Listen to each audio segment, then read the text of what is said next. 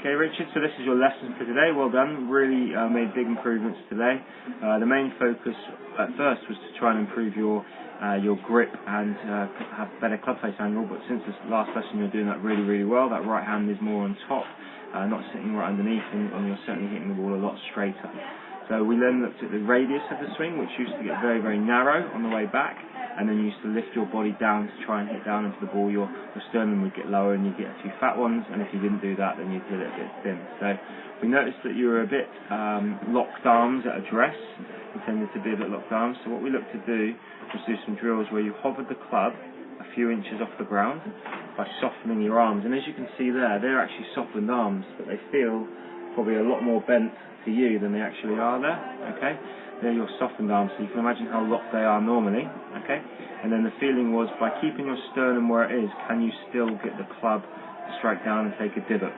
And then you use that divot to then as a reference point to try and do it again and try and make another divot in a straight line. Okay, the practice routine I want you to do when you're on the course is to do one with softened arms, hit the ground, and then do it with your arms and hovered, then do it with your arms softened but the club on the ground, and then finally behind the ball, arms softened, trying to keep your sternum in the same place as you swing back and through.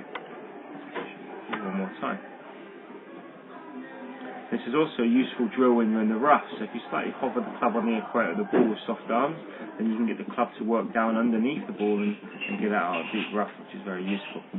Okay. On top of this, we just looked at the idea, instead of using your body to hit down on the ball and get down on it, we use the shaft being the design of the club to hit down. So by using a flat face club here, a hockey stick, we wanted to see the back of the hockey stick as you hit down. Now we over exaggerate it a little bit here.